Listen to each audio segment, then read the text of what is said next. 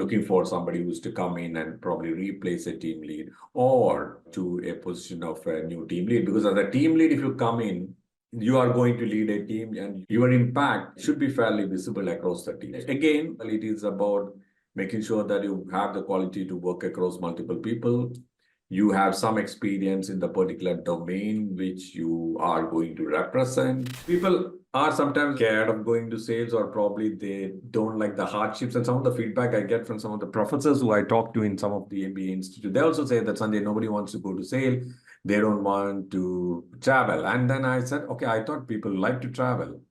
And then when I go deeper into it and I speak to students, I say that, yeah, we just don't want to travel inside the city. We are okay to travel outside the city, but we just want to travel inside. I know, like, we feel that it's like a hard work to do that. But if you do some bit of, if you get some bit of experience, then that kinds of adds much into your life. So if you need help, then you have to ask for help. Many people, at least in our cultures, hesitate to ask help. Why they hesitate to ask help is because they think that if I ask help, my manager will feel they're not good at doing this, and then that will affect my rating, which will affect my increment, which will affect my salary, and all those kind of things. So somewhere, I think in some cases it may be true, and I'm not saying that not all people around you are nice, but I think you need to probably be a little bit more open towards asking for help.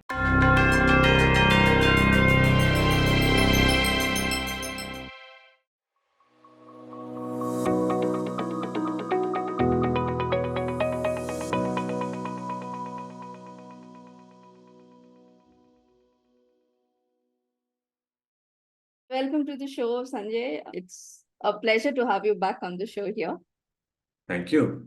So, Sanjay, to begin with, if we consider the last discussion we had, we were discussing the kind of skills you would look for when you are hiring freshers. We moved on to mid-career. So I would like to touch upon mid-career once again. Could you give us kind of skills you would look for in the mid-career segment? Yeah, sure. So when I say mid-career, I'm assuming that this person comes with a few years of experience. So in that sense, I would expect this person to hit the road running, and if I may use that phrase. So what does that mean? That the person comes with some amount of experience for a particular industry. So for example, if I'm hiring a marketing person for a particular industry, then I would expect that person has got some exposure to the industry. Now, if that person doesn't have that exposure, then the person needs to learn about that industry and the client, the possible customers, the personas and all that. So that may take some time. So usually we'll pick for some of these prior, what I could call as domain experience in that particular industry or a particular work area which they are working for. Now, in some cases, let's be very honest, that maybe the marketing position which I have may be agnostic of that. Say, assume it's an account-based marketing position. So then we will not be worried too much about the industry, but we'll be worried about, hey, does this person know the basics of account-based marketing? Has the person done some of these things earlier? Now, this could be something to start with, even though I say that it is not 100% necessary that the person has worked in that particular domain to show skills here, and we can go a little bit deeper into that later. Now, more than that, more than this domain related or a specific area related skills, what I'm probably trying to find is the person able to work across multiple teams. Because as you grow higher in the organization, you need to work with different stakeholders, be it from sales, product marketing, events team, if you have a separate events team and all those. And has the person got experience working across these multiple stakeholders? And in some cases, the stakeholders across the geographies also. So if this person is going to work with, say, USA or the Asian geographies, then has the person worked in some kind of multicultural situations? Because you know that there are a lot of nuances in how we work with different cultures. So that comes in one of those aspects which I'm looking for.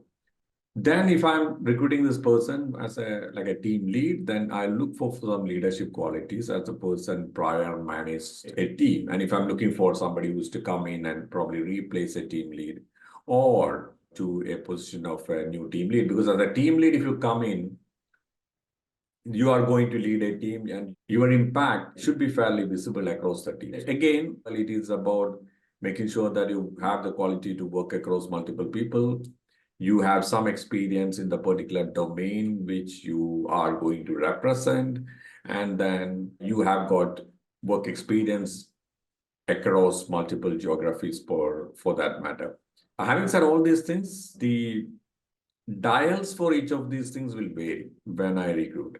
But when I say that, it depends on the particular position which I'm going to recruit. If I don't want this person or I'm not looking at this person to work across geographies, I'm not kind of too worried about that. Okay, it's an India geography and you have an experience in working in India, then you come in. But if it is multicultural, then I will have to kind of put that dial as one of those aspects which I'm going to engage or rather interview this candidate on. You mentioned cultural sensitivity. How do you really figure that out? This is to help people who are hiring. Yeah, correct. So again, I'm guessing that in probably an hour-long interview or a half-an-hour interview, it's really difficult to gauge people on all these things. So I typically ask for how's your typical work day, and then the person may talk about some of the experiences working with other geographies. Hey, late evening, not late evening, like evening, I have got some calls with my US counterparts, this, that, and all.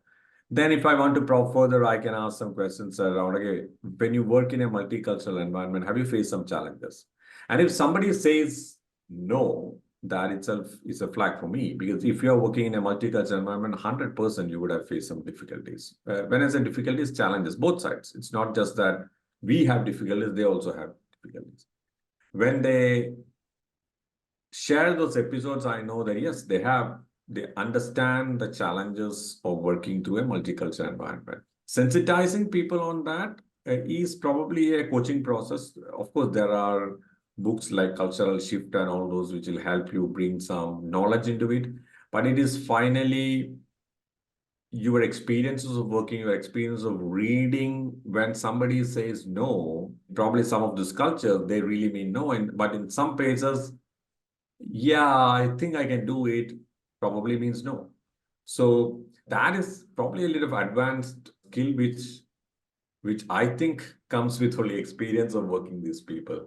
When you work with people from east of Asia towards the North Americas, you will see the difference. You will see the difference. And then and that may kind of get into probably like a senior managers. When you handle team across the globe, this is probably a very, very important skill which you should have. Because you are supposed to work with all these people, you are supposed to probably rate these people against each other. So you cannot say that, hey, this guy is very clear because he's very articulate. He says yes, no, very clearly. I understand this because I sit in the same geography of that person. Whereas the other person who is in Far East is kind of shy to say no. And then I take it as some kind of a negative point. So somewhere that sensitivities also will come in play at a higher level. But to start with, I guess some of these questions, anecdotes of your challenges will help us get good understanding about the working relationships which people have across multiple geographies. You get to know their exposure also, how they have, what kind of exposure they have had in the past. That's correct. That's correct. Yeah. Okay. And Sanjay, moving on to senior manager kind of positions. Okay. And I'm also looking at the leadership experiences. Okay. What are you really looking for in people in those kind of roles? Yeah. So at senior management roles, then obviously we are looking at people who have led teams, who have sometimes, or rather most of the times, who have grown teams. Again, depends on the stage of the company, in their journey. For example, if the company is looking at setting up a marketing team, or the company is looking at scaling up their marketing function, and the person should come in with that kind of experience. One, the person has to scale the team from like hire, retain people, understand the structure, and design an organization which will support the growth initiatives or the business objectives of that particular organization. That's one. So internally building that team. Second one, more importantly, is that the person also needs to find a seat at the senior management. And many of these cases, these don't come granted to you. So you come into the organization and you are probably an industry veteran, but you need to start from scratch in these kinds of places because you are working across multiple functions, right? So you need to, if you're trying to claim a seat on the senior business leadership level, then you need to show your business understanding of the situation. You need to influence your peers in multiple ways on the value that your function, which in this case is marketing, is bringing to table. So those will be some of those experience, leadership kind of traits which I look for. Have you led teams? Have you grown teams? Tell me about how you have managed high performers. Tell me about how you have managed low performers, because both of these are important. Tell me about how you have managed probably managers under you. Where are you hands off? Where are you hands on? And these are all anecdotal. So we probably are not asking questions like, hey, tell me about like your hands-on experience. No, we are probably asking anecdotes about like a high performer in your team. How have you managed? Did you have any high performers in the team, and how did you manage? And if the person says, I didn't have any high performers, that itself is one flag. But if he says that, okay, oh, there was a high performer, and then and then I used to work very closely with him and all those things, and then should not get into an area of micromanagement with a high performer. I'm not saying should get into an area of micromanagement for a low performer, but a high performer probably you handle in a different way of giving him some high level guidance and helping him having the playground to grow. Whereas a low performer, you will be probably more direct in terms of helping him with where exactly is the gap and trying to plug the gap, whether it's skills or something else. So those kinds of areas is where the leadership clearly shows of managing a team, because not all team members are created equal and none of them will be equal. So you need to have that customized approach for different people while you represent that function of marketing and make sure that the function is represented in a nice manner or in a relevant manner in the senior management platforms. In cases where organizations are in both field marketing space as well as digital marketing space, what is the role of a mid-manager, a mid-level, mid-career person versus a senior management role? What kind of roles do they play in these channels? Yeah. So I guess if the organizations have got this separate function, it is typical that mid to large organizations have got separate functions. One they call digital marketing and another they call like field marketing. And field marketing typically exists in offices, field offices, wherever you have offices or a cluster of offices. And digital marketing, let's be very honest, most of the countries are consolidating a central function. So you may have 2 or 3 centers of digital marketing or 1 center of digital marketing, but field marketing will be there in each office.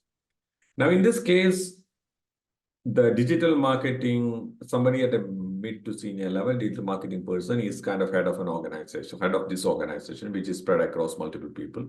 So some of those aspects which we talked earlier about the person's cultural sensitivity, the ability to work across cultures, understand people, and all those will help him do that. In addition to that, when the person is working with multiple field officers or multiple digital marketers who are working with the multiple field officers, there are a lot of nuances. The digital marketing channels which operate in China are not the digital marketing channels which are operating in India. Now, you expect your digital marketing person to know this. You expect your field marketing person to know this. Now, do we expect the mid to senior level executive or senior manager to know this? I would think yes. Maybe not to the 5th level. The person should have that understanding about how these functions have to be treated separately in different countries. Simple things from language to channels are all classic examples. For example, if you take China, WeChat has far become kind of one-stop shop for a lot of those digital marketing in China. Whereas in India, we still have a lot of platforms from your Facebook to your Instagram to LinkedIn and all. LinkedIn doesn't have presence in China, Japan. I mean, presence are there, but still very meager presence. So this understanding at a high level should be there with this mid to senior level guy, especially when you're in a mid-level guy. So what I would suggest at that level for the digital marketing manager is to have understanding or appreciation about the nuances at a field level, and while the person exhibits leadership to make sure that the team kind of aligns to the global digital strategy and all those.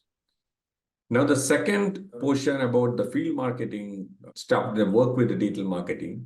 If you've got a separate digital marketing organization in your company, then the field marketing's role is very clear. The field marketing is supposed to be I would say, a consultant to the digital marketing agency. So they discuss with the digital marketing teams to understand what could be run at a field level. And let me just take you more an example. So if I'm a field marketing person and I feel that, okay, yeah, there is a potential for me to address an industry like the robotics industry. And now that's a fairly new industry for us. But yes, I think the field office can gain more if we have some targeted campaigns.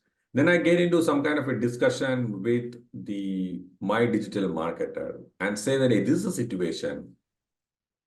Let's try to analyze which channels we should be using to reach to these robotic customers. And we'll have a definition about the target audience and all those things. Now, the field marketer is not 100% invested in the digital marketing channels. Of course, that is one channel, but the field marketing person simultaneously should be exploring other channels, be it events or be it emails or whatever the other channels he has, social media if it is outside digital and all those. Whereas the conversation with the digital marketing person is in terms of, okay, is the digital marketing, is the digital space actually a good space for me to share these kind of messages? So this is where the interface come in when the functions are separate. So digital marketing team will be planning and executing, whereas the inputs on how to identify the target audience, what is relevant for the market, what campaigns to run in a particular market should be discussed and decided along with the field marketing person. There are two reasons. One is to get the understanding about the field market. The second one reason is if you're running this campaign, there is high likelihood that leads will start flowing into the system when you run the campaign. When you have leads coming into the system, there should be some way the leads is handled at the field office, because the leads from China should not go to the headquarters, say, for example, in US. The lead from China should be handled in China. So can you work with your field marketing to make sure that, hey, when we plan this campaign, we'll have kind of leads coming, and can you get the machinery in your office to make sure that the leads are getting handled? So one, in terms of understanding the market, and second, in terms of handling the subsequent activities that happens after the digital marketing gets executed. So this is how that interface will happen. If you don't have a separate digital marketing organization that is rolled up into the field marketing organizations as a digital strategist, then they work internally as one unit. So in smaller organizations, does it happen that sales and marketing roles kind of mix together and people are expected to operate in both capacities? You are right. So I would say when I lean on my experience, and purely from a technology side of things, and when I say technology, information technology, software product companies, in my experience, I could see these getting separated over a period of time. When I started off, sales and marketing was one function. Still, there are some companies where sales and marketing is one function. Sales, or rather marketing, finally reporting into sales, that is kind of there in a lot of companies. But there has been a separation of some of these functions over a period of time. In traditional companies, when I say traditional companies like manufacturing companies, B2B large trade companies and all these functions are pretty much still the same. When they say marketing, They are doing a bit of sales. When they're the sales, they are doing marketing. And they don't separate with the function, which is fine for those kinds of industries. But I would say in a technology field, when the company grows bigger, that is when the separation becomes more like more prominent. It becomes stark. The separation happens. But in a reporting sense, sometimes the marketing also rolls up into sales. Even though they are separate functions, they may just finally converge at the sales and marketing officer, the executive, who rolls up into the CEO. These functions are getting separated, but I would think that still you will find several people who does part of sales, part of marketing. Mhm. So basically, whoever is thinking of coming into marketing communications should assume that there may be some bit of sales involved. So only if you have that kind of aptitude, um, somewhere down the line that may be required. Yeah, Right. so I would like to probably qualify this a little bit. So you can clarify that when you are getting into the organization. You can clarify that, hey, this is marketing communication, but is there any sales involved? Typically, they will say sales and marketing role. So if they write sales and marketing role, you can be fairly confident that it has got some sales component. Otherwise, my suggestion to anyone entering at any level is to clarify what is sales, what is marketing. And then when you clarify, then you get a fair understanding about how these functions work inside the company. Now, I'm not sure whether we'll get into this question later, but I think, I mean, this is my personal opinion. I think that having a sales experience, not purely sales experience, but at least working closely with sales experience is really good for a marketer. And I would strongly suggest that if you are a marketer and if you get the opportunity to work closely with sales or even work in sales for some time in your career, please do that. That is why in some of these large companies, you see that the heads of marketing come from sales. Mm-hmm. Yeah. So some people who have done their stints in sales come over as marketing managers. And some of them, many of them actually do fairly very good.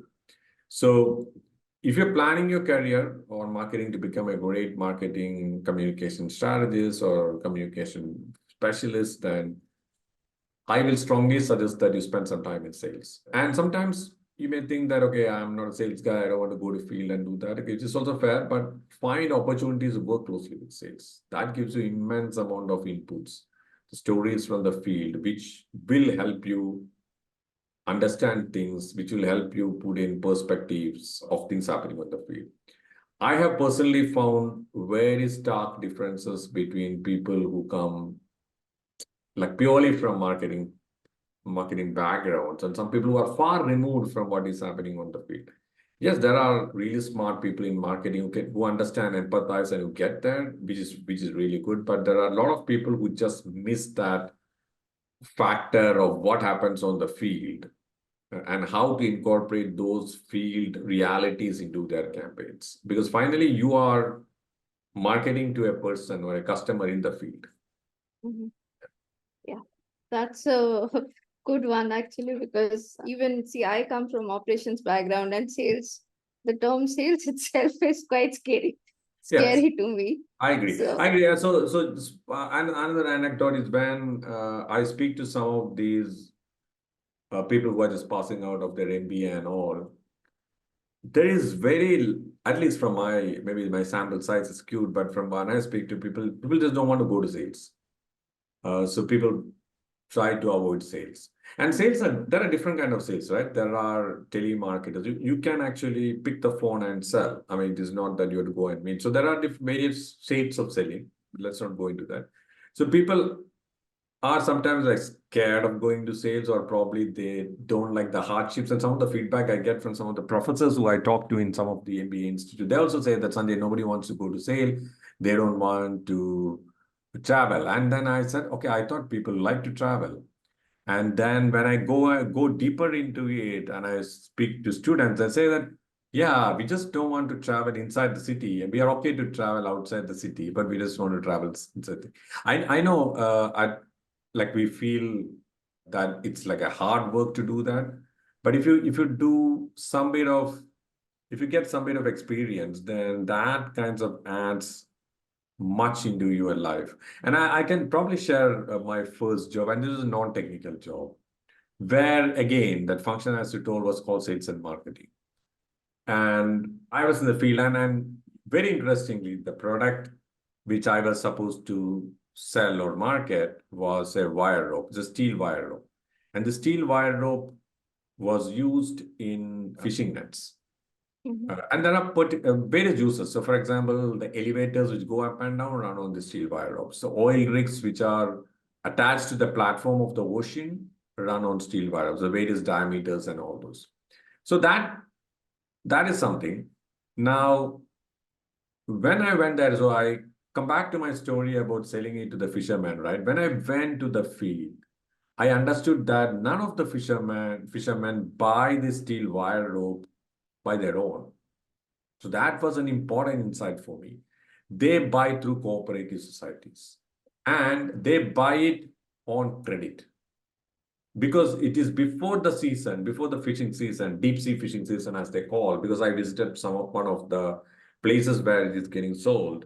And then where these people, before they go for deep sea fishing, which runs into days. So they go, they take their boat, they go to deep seas, fish and come back. So that comes back. So they come, before they come to this cooperative society and say, hey, we need like so much length of rope and all those. That's when they buy, and there's no credit. And they pay that only when they come back, they sell the catch, get the money and pay it back. So if as a marketer, I don't understand this, then I will try probably selling. I mean, I don't know what I do, first of all. I mean, how to reach this person. So the important insights here are, it is not the fisherman probably directly buying. There is a cooperative society. So there are some influencers in the cooperative society. If they don't stack my brand of rope, then I lost the game. I may be selling it to the fisherman hard that, hey, my brand product A is the best and all those things. But if my cooperative bank person cooperative society person doesn't stop that, then the game is lost. So that was like interesting. I mean, several insights. So this is where I say, once you go into the field, you get like several insights, which you can later on incorporate into your messaging, incorporate into your strategy, incorporate into how you select the channels. And that's very, this is a big insight. And I was fortunate enough to get some of these insights early, and that gave me I would say, good understanding about why that is important for you to be on the field. And still, I try my best whenever I get an opportunity to meet a client, speak to a client. I like those opportunities to get some insights directly. And you can also, I cannot recall who, but some of the greatest salespeople, like heads of sales organization, they still say that I still make cold calls. So this is the head of sales who doesn't need to make any calls to customers or doesn't need to solicit business, but he said, I still make calls. Yeah.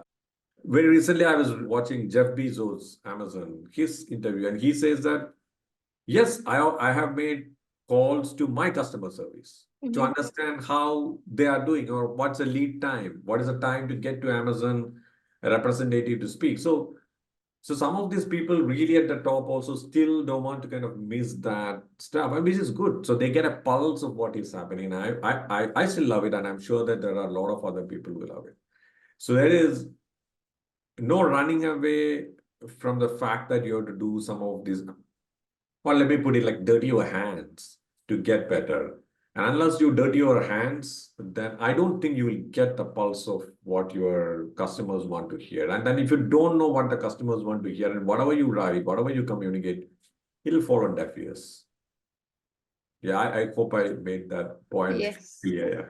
Okay. So, Sanjay, I was actually thinking of coming to your career journey, and you brought it up nicely at a nice juncture. So, could we delve deeper into it? So, you said that your first job was this. Yeah. And then what kind of other roles did you play, and how did you think about marketing in the first place? Or why did you think of sales and marketing in the first place? Yeah, sure. So again, I mean, I have no regrets to say that I went with the flow. So I did my engineering, but my engineering somehow, I don't know who could be the reason, probably reading or something. I felt that, yes, I should get an MBA degree. So I hardly worked in engineering, and I went and did my management education from Indian Institute of Foreign Trade in Delhi. And there started my journey into marketing. Again, because of probably my peers and my readings and all those, we want to get in technology. And that was like hitting into 2000, right? I mean, that was the peak of the dot-com bust. And for all of our it was peaking when we were studying, and then when we were ready to get jobs, it busted. So there was hardly any company on campus to pick from a technology area. So I went into this company, to be very frank. I mean, I went into this company which was non-technology, which sold wire ropes. But again, this bug was there in my mind that I should get into the technology field as soon as possible, whenever the tide kind of goes up. Because I mean, that time access to internet and all was limited, but we used to read a lot on how technology is shaping the world, how this thing called internet is like really creating an economy of its own, and all those early stages. And probably excited, obviously, age has got a factor in kind of influencing me out there. So I did that, and then at the first juncture itself, I moved to an IT company, and that there I started the IT company. So it was sales and marketing in the prior role, and then I came to marketing and a lot of pre-sales. So at that point of time, IT companies typically were bidding for projects outside India. So you had to write proposals. I also made calls at that company. We used to take down lists of people, make calls, send emails, so all those things. So I kind of started from there doing that, which helped me, which when I look back, which helped me, which helps me even guide people who are doing some of these activities right now, and also appreciate what they are doing, the objections they are getting, and all those things. So from there, with that particular company, which is Virinchi, I had an opportunity to move to Malaysia because Virinchi had a sister organization in Malaysia. And then where it was a sister organization. So it was a Malaysian company. And then I went there. The stint was supposed to be 4 months, but it lasted 4 years, which I am thankful because that gave me some kind of a good kind of global exposure. And then there started my journey of building teams, working with teams and all. It's a small company, relatively very small company. We were an authorized reseller of a product called Primavera. Now Primavera is with Oracle company. At that time it was a separate company. And that gave me a lot of exposure into product and field marketing. And because the company was small, there were a lot of white spaces. When I say white spaces, areas where I could go and experiment, and my bosses were really good enough for allowing me to kind of experiment and test things out. So I started doing some business development. I started following the sales reps, go speak with the client with them. I started presenting in conferences, speaking to media. So it's early exposure was like really fantastic experience.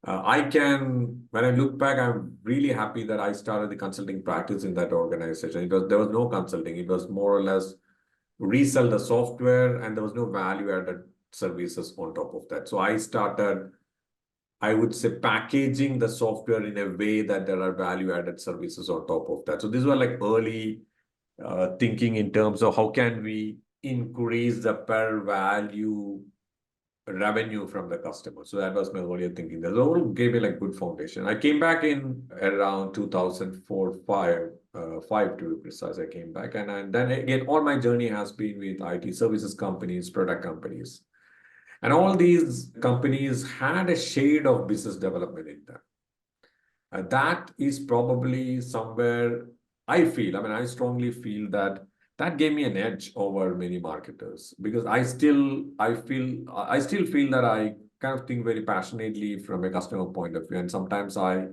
be very frank, I don't see that from many of my other peers and all those.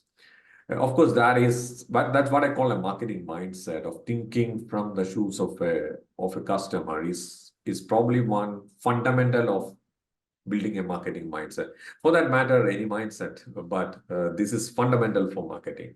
rather than just churning out, hey, this is the best creative I have written. But if that creative doesn't resonate with your customer, then that's useless. That is absolutely useless. So that business development angle gave me a lot of like strong foundation. And then of course I had some inkling towards writing. So I used to write blogs, I used to write short articles, I used to speak. So all these kind of helped me build that repertoire of skills which is required for a marketer. And some early exposure into team building also helped me build very large teams in IBM, where we had a large global marketing center, which is probably at that point of time the biggest marketing organization across globe, and where we built teams right from scratch to the largest marketing center, handle multiple functions. IBM being huge, I could handle multiple functions. And IBM being huge, there were a scale at a large level of running global campaigns, multiple geographies, and all those. And in 2017, and I moved to my current job, which is in MathWorks, where I came to a field marketing manager role, heading the India field marketing, being part of the senior management organization of MathWorks, and building the team really from scratch of like 2 people to where we are right now. So it's been good journey in terms of marketing, but I always try to keep my other side of working with the customers direct and then speaking to them and probably having platforms to speak to them and then getting some direct input in terms of what's working, what's not working. That kind of keeps me going. So in my current role also, I do that. And I also have the responsibility of looking into what we call as an accelerator and startup program. So in that role also, I meet with a lot of young startups. I meet with a lot of incubator managers and all those. It's good. So when you speak to them, you understand what's working or what's not working, which gives a lot of inputs to how to fine tune your programs or fine tune your communications back. So that feedback loop is very important. That feedback loop doesn't come if you don't speak to the customer. Okay, in some cases, in large organizations like a scale of IBM and all, sometimes it's very difficult for a marketing person to go and do that. But still, there are opportunities. But then you get it to your client-facing people, which is probably your sales rep and all those. But don't lose that touch. Always get that feedback. Just because you wrote a beautiful stuff, which you think that it's a beautiful stuff from your own evaluation, doesn't mean that it has got us any business. So if you are writing a piece of content, you very well go and figure out whether that piece of content resonated with your customer. Finally, did that get any revenue? Because finally, your salary comes from all this revenue which comes into the organization. So you need to know what's the impact that created for the people. So don't get far removed from where the rubber hits the road. Mhm. Yeah. So, Sanjay, in your journey, what kind of challenges did you face? Yeah, so personally, the challenges were, I mean, I talked a little bit brief about my journey in Malaysia, where I had a stint and I was doing well. So I had to take, because of some personal priorities, I had to take that decision. So it was a tough decision at that point in time to come back to India. But my other advice to people is that once you make that decision, you just move on from that decision. You should not be regretting after 10 years, oh, I should have like continued there and I would have done like this. I mean, I think that's a very wasteful exercise. So once you weigh all the options, or when you are at a juncture to make a decision, weigh all the options, make what is right for you, then move on. So for example, in your career also, sometimes you make a move because you want more salary, and there's nothing wrong with that. Sometimes you make a move because you want more free time, or probably a less tiresome job. Do that. Maybe it's at the cost of the salary. Sometimes you change cities. Probably your partner lives in other cities. Do that. But at any point of time, weigh all these options, take a decision, move ahead, and then don't go there and then think back and say, yeah, I should have done like that. I think that's a very wasteful exercise. That is something. So that one challenge is based on the personal preference at different points in time.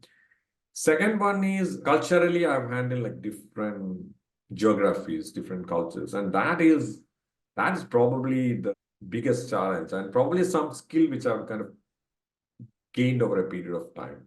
So when in large organizations like IBM, so I had people working with other geographies.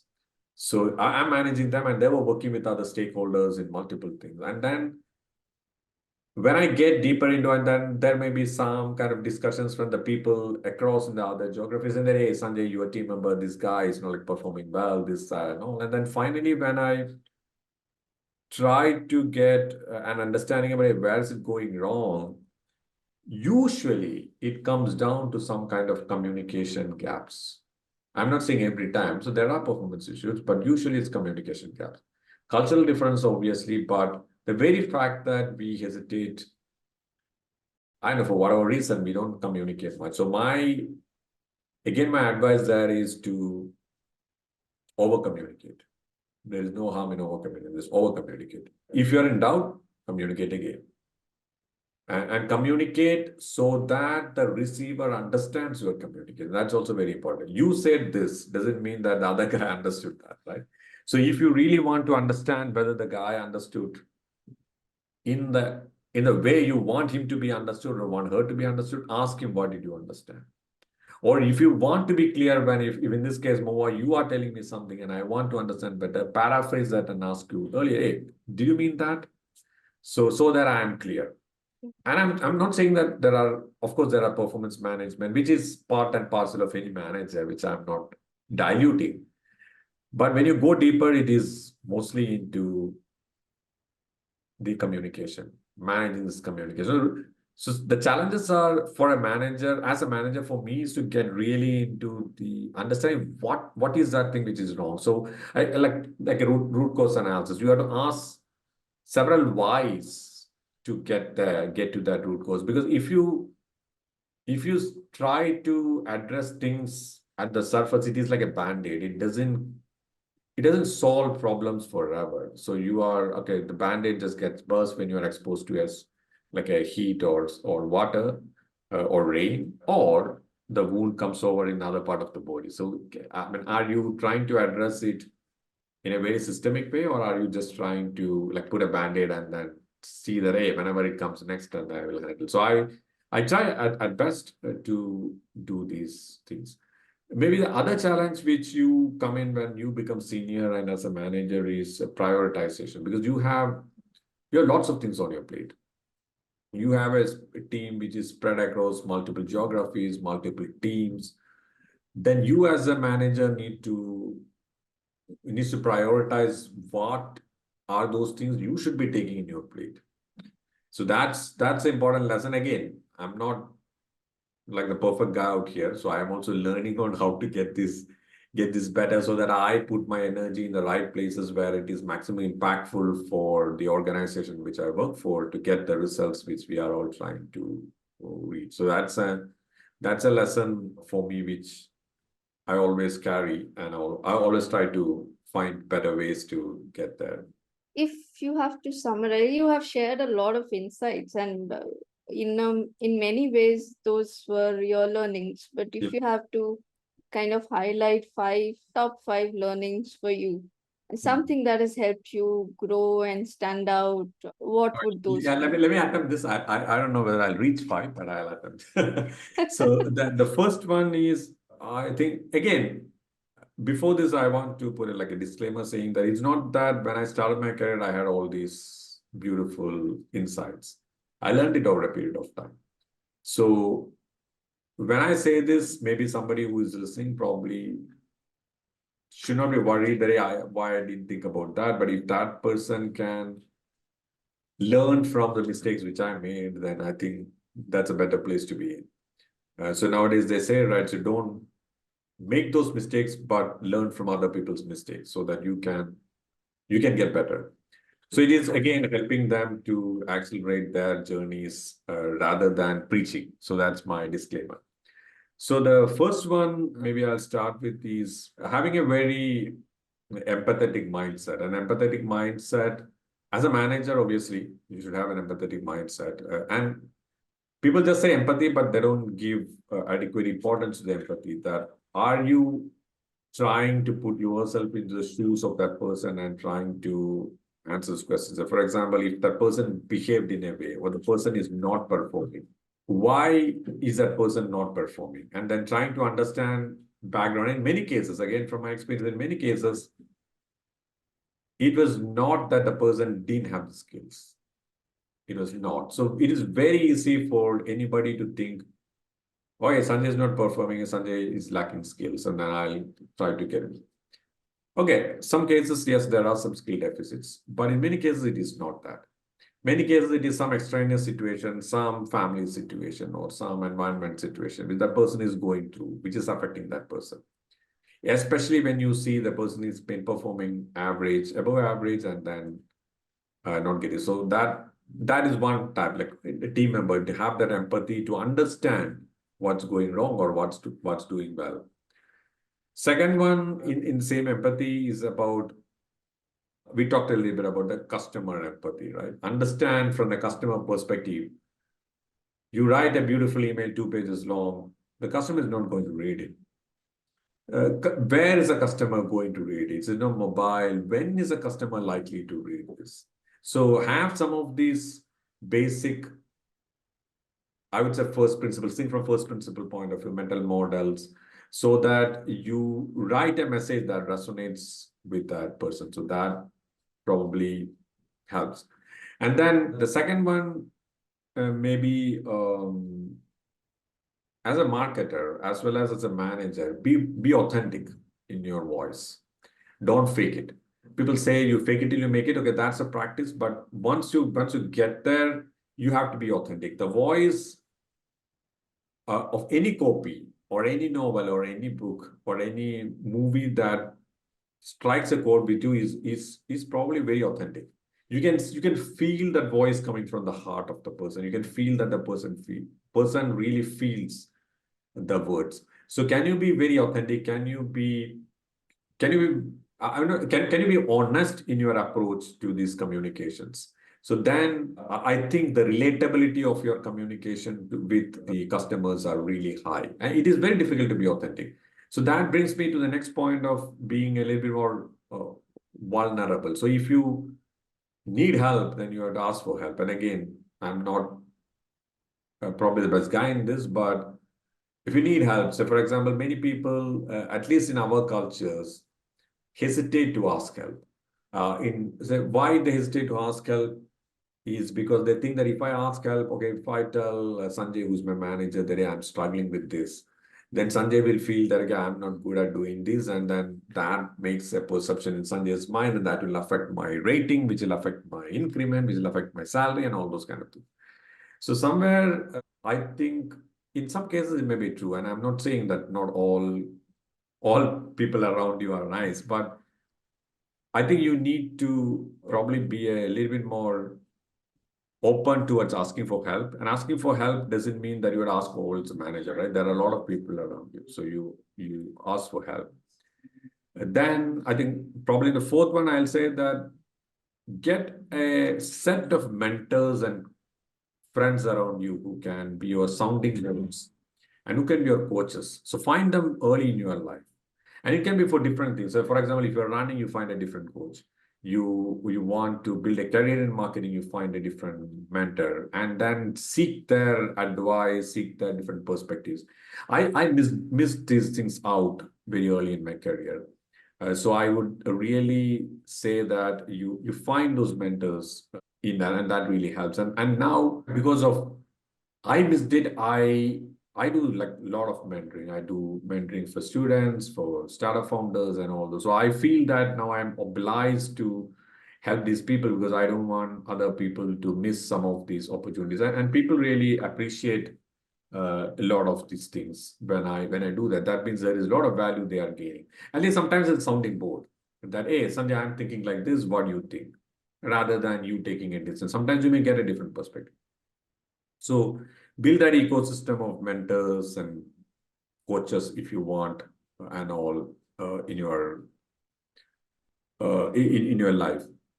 Then the other one, which is probably a little bit forward looking, is there are a lot of people who come ask me which stream I should specialize in marketing. Okay, should I go digital marketing or should I do this data analytics and all those?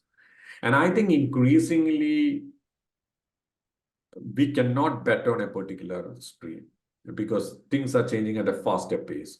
So build some very foundational skills which I call as meta skills, which will help you build those skills whenever they are in demand. And some and a very basic skill which you should have is to be on a continuous learning path.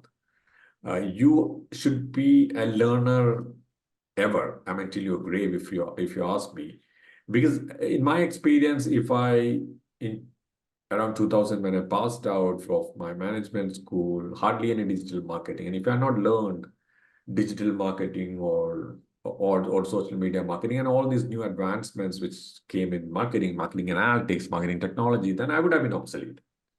So there is a need for now, especially for you to learn more because every 2, 3 years things are changing. And the good thing is that there are lots of opportunities for you to learn. There are lots of material around you for you to learn. That is where the mentors and coaches will help, and there is a lot of free good stuff available around you. And so keep learning. Keep learning with the fact that you are building some of these meta skills, critical thinking. Learning itself is a skill. I would say that the learning attitude itself is a skill which you can gain. Then building that empathy into your process, asking always a question, hey, what's the other person feeling? What's the other person feeling? How does the other person receive this message? Putting yourself in this. These are some of the skills which should become a habit for you. So next time when you write a content, someone need not ask you that, hey, when I read it from a customer point of view, I find that this is not working. So you should have built in that. So that becomes a habit. It's like building a habit, right? So when you build those skills, these become like muscle memory for you to do this. So build those. So that continuous learning is also very important. I think if there is one thing which I will pull out and say that this is most critical, I think it is being a continuous learner. Learn from people around you, learn from knowledge around you, learn by applying those learnings. It's not just theoretical knowledge, right? You have to apply that knowledge. And that helps you make sure that the learning gets better. And what I do, and I'm not saying that everyone should do, what I do is that I try to teach people on what I learn. So for me personally, that makes my learning complete. That means that I have understood it well. I mean, it's very selfish, but I have understood it well because I was able to teach somebody about what I learned. So that's probably where I think I kind of got to five.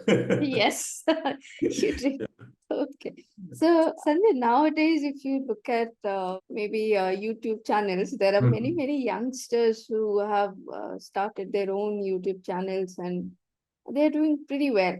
And there are many who speak primarily about it. I earn so much per month, and so you come and see how I earn it. Okay, Yeah, so absolutely. Yeah. so I Mm, feel there's a lot more to just that mm, figure that they publish. So mm. I want to kind of address that mindset also in a way, because when you're starting off your career, especially out of college, like you said, you should always be learning. Okay. Yeah. That running after money will only take you so much. Mm. That's what my experience Yeah. has taught me. Yeah. And so anything that you want to say about it? Yeah. Yeah. From my experience, I mean, let's be very honest. I mean, earning money is not a sin. So we can start with that. So it is not a sin Yes. that you earn money.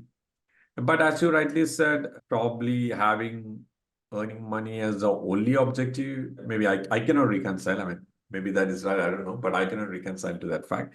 And I feel strongly that in the current world, and this was not true probably 20 years back, in the current world, with all these kind of channels and mediums around us, and ways to get your message to audiences and to the right audiences, you develop a skill or a couple of skills and you're good at it, I think there's a way for you to earn money. And I can probably explain a little bit more. Maybe not a marketing example. But say, for example, 20 years back, if I was a basketball player and then I was doing decently well, I was in the school team, I went to district team. Somehow, I didn't make it to the state team. Of course, probably there were better players for me, some politics, whatever that is. I didn't make it to the team. and or it could be an injury, which just kind of ended my career. There was no option. I mean, that's my passion. So basketball is my passion. But that passion would not have earned me a living because there are five people playing and a few people who are kind of substitutes who are playing and all those things. So if I don't make it there, I don't have any chance. Now this particular person who loves basketball, I mean, who does his basic studies and all loves basketball, he didn't make that cut to that highest level. There are lots of opportunities to make person to make that living by following his passion. One, there are lots of coaching opportunities for that person, which was not available 20 years back. So you go to, say, if it's in Bangalore, you go to an apartment, there are any apartment, there are some 25 kids ready to play. So remember, you are doing something which you are liking, which is playing basketball. You're teaching people basketball. You probably have a basketball coach in every other school, and then you get there, you have some amount of your money coming out of there. You go and be a referee in some of the local basketball tournaments because the number of tournaments also have increased. You get some money there. Then you probably write about basketball. If you're good in like basic writing, you get some money. You probably go to a basketball tournament and then do a commentary, you get that money. So what I'm trying to say is that with that one skill of basketball, I mean that passion, that's important, right? That passion, he is able to get this portfolio of jobs around that and make a living. And that is available now. So if you ask even some of the greatest authors, novelists, who we think that who are like sold many books, some of them will definitely say that, okay, my book alone doesn't earn me a living. So we may think that, hey, this guy is very successful, a lot of books sold and all this, but that alone may not earn him a living. So he will write some columns. He will go to the Education Institute and speak about something. He will be a panelist in some lit fest. So all these put together, he earns a living. But the core is writing. That's a skill he has.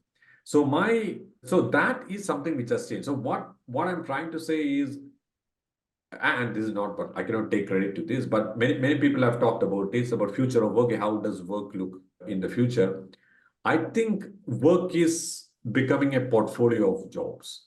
And I would think that more and more people will adopt this portfolio of job than one particular job. Like, say, for example, in the basketball case, which I mentioned, he can start a podcast on basketball. He can start a YouTube channel on basketball. So you see how wide the scopes are. And I'm sure that I'm missing some 15 other things. So yeah, including a book on basketball, maybe. So now people will start doing jobs around the things which they like, and they can make a living. Earlier, it was that making a living was not possible. It is like finding your ikigai, right? So now the ikigai is also definitely commercially viable. So now, yes, I have also seen videos of people claiming that they have made money and all those things, which may be right.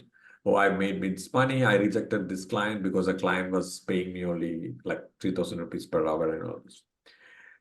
So, which is all good if they can inspire you to go down the right path, and if they say that, hey, this is a potential for me to use, then absolutely fine. But don't get swayed by it. You keep improving your skills and I would say look for adjacent areas where this skill plus something else will get you the niche space. And I can explain that a little bit more. So there are many people who do basketball. Yes, there are many people. So now we can say that, okay, now if I'm trying to become a coach in apartment A, this other guy who is a bit taller, and in basketball, the height matters, taller than me, becomes probably is a better coach. And oh, no offense, man, because my skill was not at the highest level. That's why I didn't probably qualify to the nationals, to the team, which could have taken me in a different trajectory. But I can write. I can write better than this taller guy who is a better player. So you do that overlap of writing plus basketball. I may become a better article writer or a reviewer of basketball match than this guy. And you can talk, and I'll probably take some examples to make it very visible. And I'm sure that some people from my generation at least will remember Kapil Devs and Sunil Gavaskars of the world. So if I look at that generation, the World Cup winning team and all those things, I see that Kapil Dev is the guy Now, but currently, and success can be different. Currently, who is in the limelight? It is Sunil Gavaskar and Ravi Shastris of the world. Now, I'm probably trying to oversimplify this. Let's be very honest. Sunil Gavaskar and Ravi Shastri could communicate a little bit better than our Kapil Dev, who could probably play better. And they were able to find that overlap of play plus communicate, and they found a space there, and that became their, I would say, breadwinning source or medium. So can you, I mean, you may not be the best, and you don't need to be the best if you ask me. You have to be above average. You have to be consistently understanding the space better and better. So this basketball guy cannot be away from what are the latest rule changes and what are the latest things happening in basketball and still write about basketball. So you have to keep up. You may not be the best player out there, but you have to keep up. You're understanding well. You're sharpen your writing skills. Then probably when writing goes out of fashion, when I say, okay, people are all watching YouTube or looking at reels, then he should also upgrade his skill to there. Or he should partner with somebody who can help him complement that skill. So this is where I think always as a youngster, you should be looking at adjacent areas of development. Keep looking for adjacent areas. I mean, something which I look for is, for example, I learned marketing professionally, college and all those things. And then not very long back, it's actually during COVID time, I got massively attracted to how psychology is impacting marketing, which is like commonsensical when I look back. Like, why didn't I kind of think about that earlier? But then I kind of go deeper into how psychology is impacting marketing from the colors to some words getting different emotions and all those and to a lot of neuroscience and neuromarketing methods. Then now I try sometimes to implement some of these things in my personal life as well as my writing and all those. So that's like I talked about the access space. So I just want to kind of make clear that the areas where innovation is going to happen massively in the future, and it's not for marketing, is in those intersection areas. Place where marketing meets psychology is a very interesting area. Place where biology meets physics is an interesting area. And I cannot think about that like 35 years back when I was in school. I cannot think about a biology physics completely different. Yeah. But now there are research and cutting edge innovations happening in that space. So as a professional or as an individual in this economy, in this future of economy, I would challenge, I mean, including myself, I would challenge to find these spaces and then see if you can make your passion into that space. Like, because your passion is in marketing, extend that passion to psychology, interesting space. And then can that interesting space make me some money by commercializing that? I think that opportunities earlier those opportunities were difficult because there were not many channels you could reach your audience with your thoughts, but now there are plethora of channels to use that. So utilize that and then reach and then probably earn a living and be happy. Rather than just getting swayed by just, okay, I made this much money and all those. So that's I don't know whether I kind of meandered. Definitely I meandered quite a bit. But I thought I made my point. Yes. Yeah. So, yeah, I also wanted to address that because I see so many such channels which are talking, I make so much of money.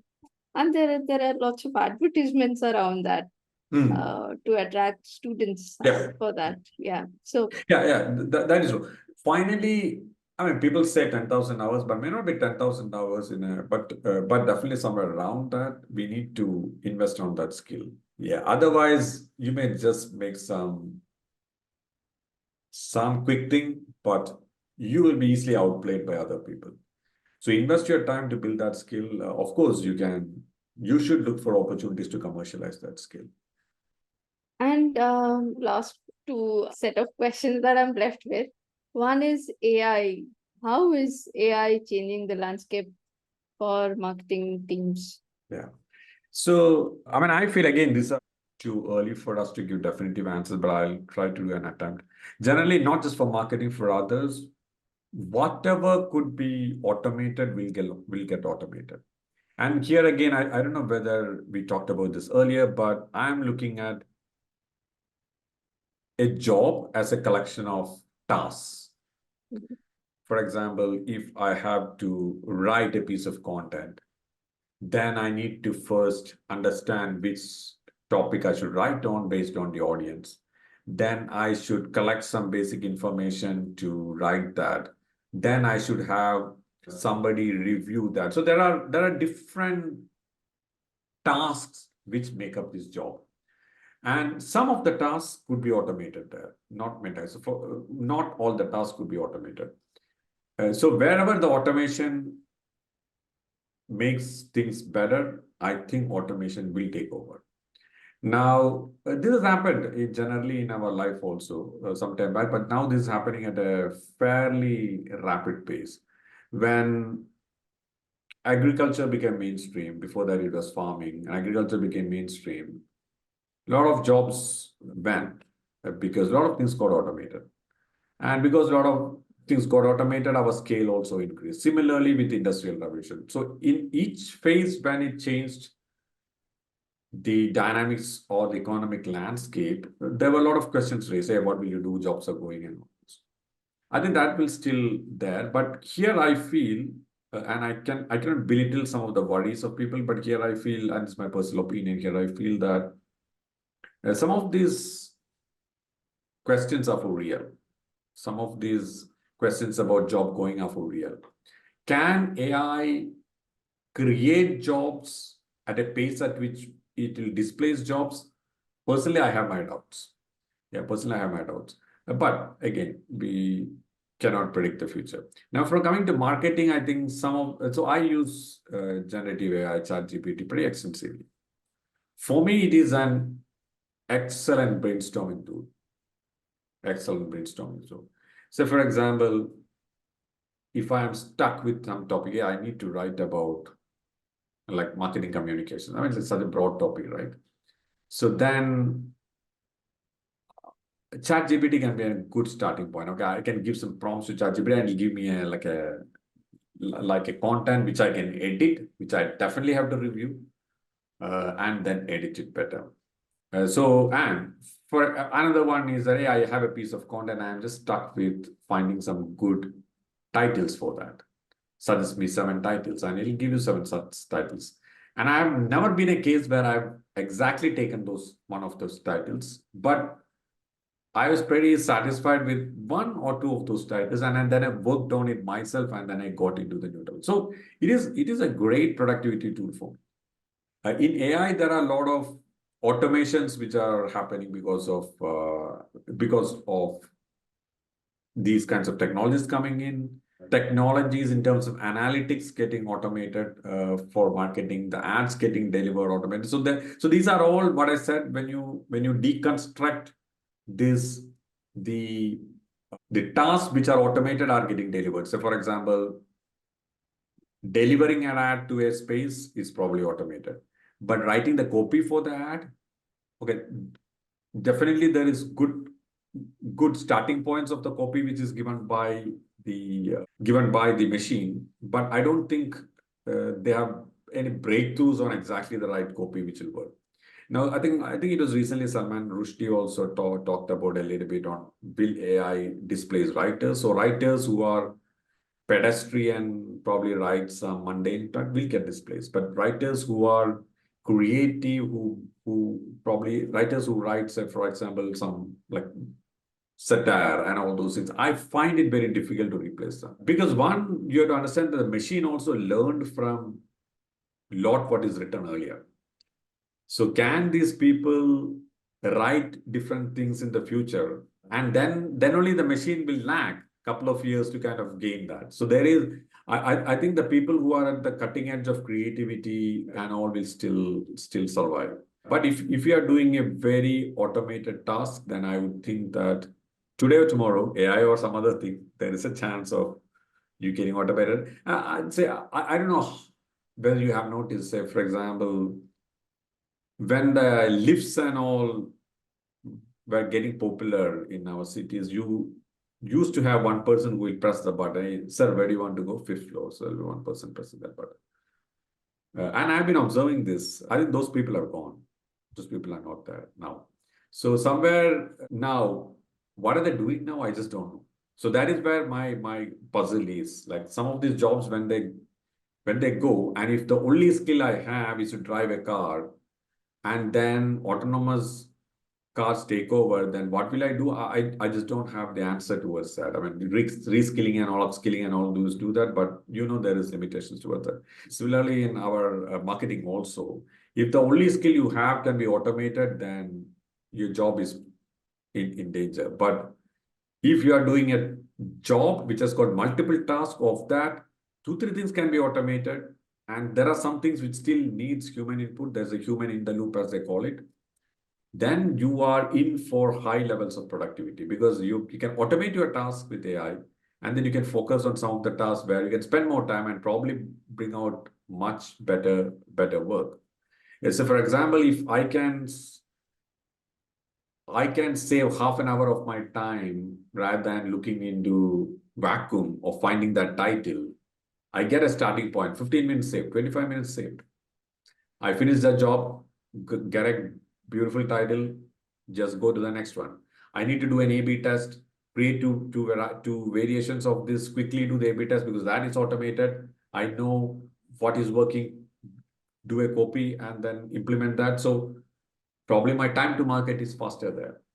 So some of those is even in technology also, right? Earlier, when we were designing a product, you had to make the product, we mean the physical hardware product, go test it out. Okay, this is not missing. So now we don't need that because simulation, you can check various permutations, combinations, come up with something which is very nearer to what your audience will need, and then go and test something out. So your time to market is probably cut drastically. So in short, AI will take over the automated task in the short run.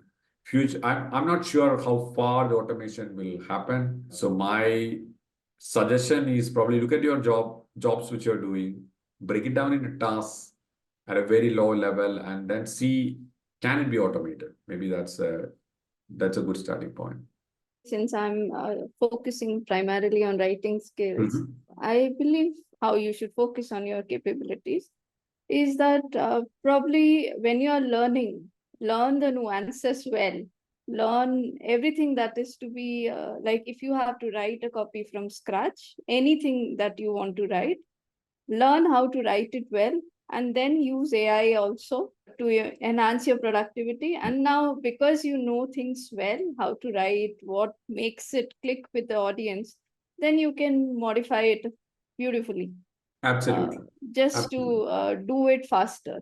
Maybe instead of spending a lot of time thinking about it, and that's how you can enhance your productivity. Yeah, correct. And also we talked a lot about the understanding about the audience, right?